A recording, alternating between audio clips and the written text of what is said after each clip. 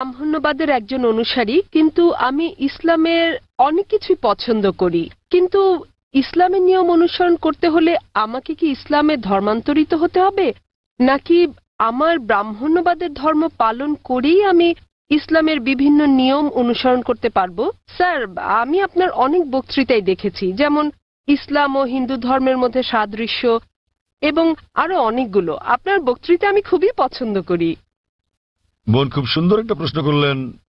তিনি বললেন যে তিনি ব্রাহ্মণিজমের একজন একনিষ্ঠ অনুসারী, কিন্তু তিনি ইসলামের বিভিন্ন বিষয় পছন্দ করেন। তার প্রশ্ন হচ্ছে যে তিনি কি ইসলামের এই সব বিষয় অনুসরণ করতে পারেন এবং একই সাথে তারা ব্রাহ্মণিজম চর্চা করতে পারেন। তিনি আমার অনেক লেকচার দেখেছেন এবং অনেকটা পছন্দ করেন।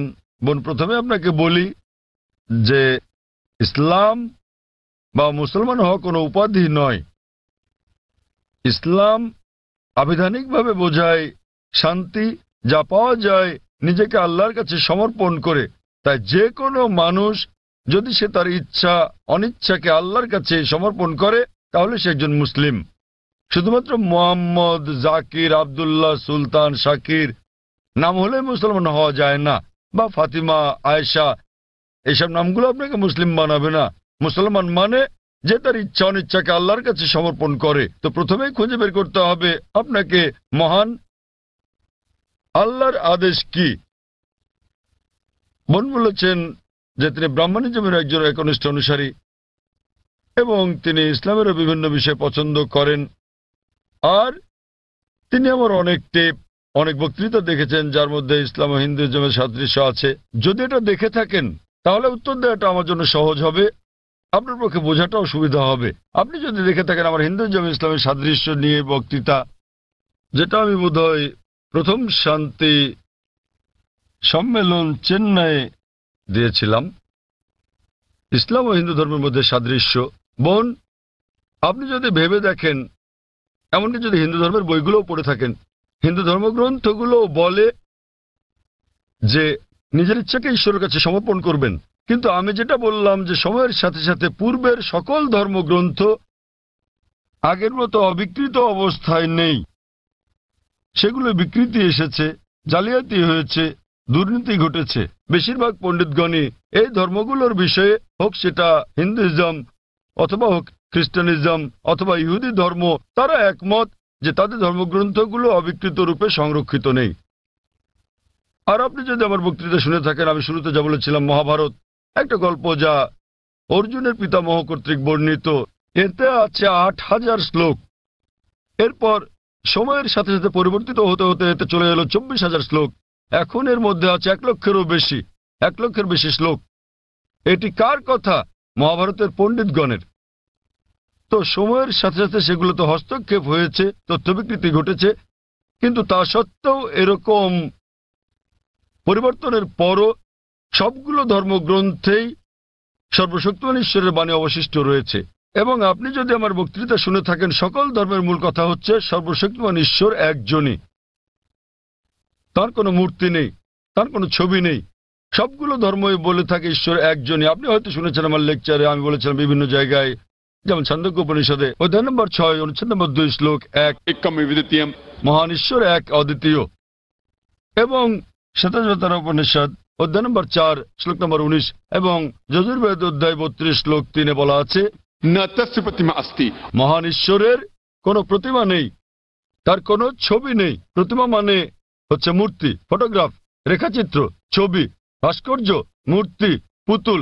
তাই ঈশ্বরের কোনো প্রতিমূর্তি নেই, কোনো ফটোগ্রাফ নেই, কোনো রেখাচিত্র নেই, কোনো ছবি নেই, কোনো ভাস্কর্য নেই, কোনো মূর্তি নেই, কোনো পুতুল নেই।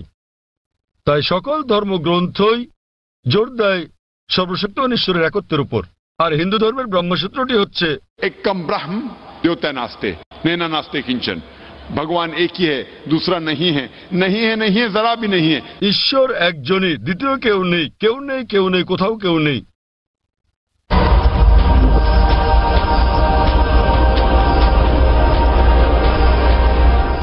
এবার আসি মূল প্রশ্নে, যা হলো একজন কট্টর ব্রাহ্মণ হয়েও আপনি ইসলামের শিক্ষা অনুসরণ করতে পারবেন কিনা। বোন, একজন সাধারণ ব্রাহ্মণের পক্ষে মুসলিম হওয়ার চেষ্টা করাটা কঠিন। কিন্তু যদি কঠোর ব্রাহ্মণ হয়ে থাকেন, বেদকে কঠোরভাবে মেনে চলেন, তাহলে আপনার ইচ্ছা অনিচ্ছা ঈশ্বরের কাছে সমর্পণ করতেই হবে। আপনি যদি সাধারণ ব্রাহ্মণ হয়ে থাকেন যে কিছু নিয়ম মানেন আবার কিছু মানেন না, তাহলে আপনার পক্ষে ঈশ্বরের কাছে নিজের ইচ্ছাকে সমর্পণ করা কঠিন হবে। কিন্তু যদি কঠোর ব্রাহ্মণ হয়ে থাকেন, বেদকে কঠোরভাবে মেনে চলেন, তাহলে আগে আমি যা বলেছি আপনাকে মানতেই হবে। 3টি পংক্তি আমি বলেছি যে আপনাকে এক ঈশ্বরে বিশ্বাস করতে হবে, আপনি মূর্তি পূজা করতে পারবেন না। আপনাকে বিশ্বাস করতে হবে যে ঈশ্বর এক, তার কোনো প্রতিচ্ছবি নেই, কোনো ফটোগ্রাফ নেই, কোনো মূর্তি নেই। এবং যদি আপনার ধর্মগ্রন্থগুলো পড়ে থাকেন, সেগুলোতে সর্বশেষ এবং চূড়ান্ত নবী মোহাম্মদ সাল্লাল্লাহু সাল্লামের আগমনের কথা উল্লেখ করা হয়েছে।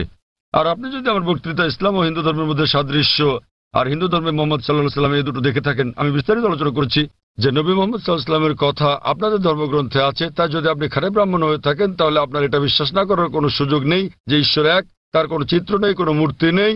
এবং আপনাকে এটা বিশ্বাস করতে হবে যে মহান ঈশ্বরের সর্বশেষ দূত, সর্বশেষ বার্তাবাহক কল্কি অবতার হচ্ছেন নবী মোহাম্মদ সাল্লাল্লাহু সাল্লাম। কিন্তু যখন আপনার ধর্মগ্রন্থ বলে যে আপনাকে কল্কি অবতার চূড়ান্ত দূতকে অনুসরণ করতে হবে, তো যখন আপনি এই দূত নবী মোহাম্মদ সাল্লাল্লাহু আলাইহি ওয়াসাল্লামের বাণীগুলো পড়বেন, তখন আপনি দেখবেন যে এই কথাগুলো আপনার ধর্মগ্রন্থগুলোতে যা লেখা আছে তার সাথে মিলে যাচ্ছে। আবার একই সাথে দেখবেন এটা আপনার ধর্মগ্রন্থের অনেক কথার বিরুদ্ধে যাচ্ছে। তো এখন আমরা মনে করি যে কোরআন সর্বশক্তিমান আল্লাহর শেষ ও চূড়ান্ত নির্দেশনা, যা নাজিল করা হয়েছিল সর্বশেষ ও চূড়ান্ত নবী মোহাম্মদ সাল্লাল্লাহু আলাইহি সাল্লামের উপরে। এই কোরআন হলো ফোরকান, এটা হলো ন্যায় এবং অন্যায়ের পার্থক্যকারী। তাই কোরআনের সাথে যা যা মিলে যায়, সেটা যদি বাইবেলে উল্লেখ থাকে অথবা থাকে বেদে অথবা মহাভারতে অথবা রামায়ণে, নিশ্চিতভাবে আপনি ধরে নিতে পারেন যে তা হয়েছে সর্বশক্তিমান ঈশ্বরের ইচ্ছা ও আদেশ অনুসারেই। যদি সেটা বিরুদ্ধে যায়, আপনাকে মানতে হবে যে এটা হচ্ছে সর্বশক্তিমান ঈশ্বরের ইচ্ছা ও আদেশের বিপরীত। তাই আপনি যদি একনিষ্ঠ ব্রাহ্মণ হন, ব্রাহ্মণিজম চর্চা করে থাকেন, আপনাকে এক ঈশ্বরে বিশ্বাস করতে হবে, মূর্তি পূজার বিরোধিতা করতে হবে। আর আপনি যদি আমার সেই বক্তৃতা ইসলাম ও হিন্দু ধর্মের সাদৃশ্য শুনে থাকেন, সেখানে যা বলা হয়েছে, আপনি যদি কমপক্ষে ইনশাআল্লাহ এগুলো আপনাকে জান্নাতে নেওয়ার জন্য যথেষ্ট হবে ইনশাআল্লাহ।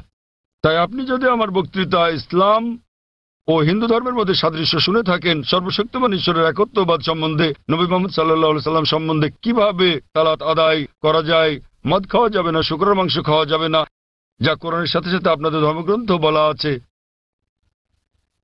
আপনাদের বেদে শালীনতার বিষয়ে বলা আছে যে মহিলাদের নিজেদের আবৃত রাখা উচিত, যা কোরআনেও বলা আছে। তাই আমার সেই বক্তৃতায় যা যা আমি বলেছি, আরো অনেক বিষয় আছে, কিন্তু আপনি যদি শুধু এই বিষয়গুলো ভালোভাবে অনুসরণ করেন বোন, ইনশাল্লাহ ইনশাল্লাহ এগুলো আপনাকে এই পরীক্ষায় পাশ করিয়ে দেওয়ার জন্য যথেষ্ট। আপনি চাইলে আরো অনেক কিছু অনুসরণ করতে পারেন, কিন্তু কমপক্ষে এই বিষয়গুলো, এই প্রধান বিষয়গুলো যা আমি উল্লেখ করেছি, কিন্তু আপনার ধর্মগ্রন্থে যা বিতর্কিত, আপনার তা অনুসরণ করা উচিত নয়। কারণ আপনাদের পণ্ডিতগণই বলেন যে এটা সময়ের আবর্তনে পরিবর্তিত হয়ে গেছে। আমাদের বুঝতে হবে যে এই বিষয়গুলো হচ্ছে তথ্য বিকৃতি, হস্তক্ষেপিত, সত্যের অতিরঞ্জন। তাই মিলগুলো শুধু অনুসরণ করেন, ইনশাল্লাহ ইনশাল্লাহ আপনি একজন ভালো ব্রাহ্মণ হতে পারবেন। আপনি নিজ ধর্মগ্রন্থের অনুশাসন মেনে চলেন, যা ফুরকান এবং কোরআনের সাথে মিলে যায়, এবং ইনশাল্লাহ একজন নিয়মনিষ্ঠ মুসলমানও হতে পারেন। তো আশা করি ইনশাল্লাহ যে সর্বশক্তিমান আল্লাহ আপনাকে হৃদায়ত দান করুন। বোন, আপনি কি বিশ্বাস করেন ইসলাম ও হিন্দু ধর্মের সাদৃশ্য নিয়ে আমি আলোচনায় যে কথাগুলো বলেছিলাম? হ্যাঁ স্যার, পুরোপুরি। বোন, আমার লেকচারের কথাগুলোর সঙ্গে আপনি একমত? জি স্যার। আপনি কি নিয়মগুলো মানতে রাজি আছেন? হ্যাঁ হ্যাঁ, রাজি আছি। তাহলে আপনি যেহেতু এগুলো মানতে রাজি আছেন, আমি যা বলেছি, সুতরাং আপনি প্রকৃতই নিজের ইচ্ছা অনিচ্ছাকে আল্লাহর কাছে সমর্পণ করলেন। আরবিতে আপনি বলতে পারেন মুসলমান, বাংলায় বলতে পারেন আল্লাহর কাছে নিজের ইচ্ছাকে সমর্পণকারী। তো যদি একমত হন যে ধর্মগ্রন্থগুলোতে বলা আছে এক ঈশ্বরের উপাসনা করতে হবে, তিনি ছাড়া আর উপাস্য নেই, মূর্তি পূজা করা অন্যায়, আপনি যদি সর্বশেষ ও চূড়ান্ত নবী কল্কি অবতার মুহাম্মদ সাল্লাল্লাহু আলাইহি সাল্লাম এবং তার শিক্ষার উপর বিশ্বাস রাখেন, তাহলে আমার মতে, আমি যদি আরবিতে বলি, আমাকে বলতে হবে যে আপনি ইসলাম ধর্ম পালন করছেন এবং আপনি একজন মুসলিম। বোন, আপনি কি একমত আছেন? জি স্যার, একমত। তাহলে আপনি কি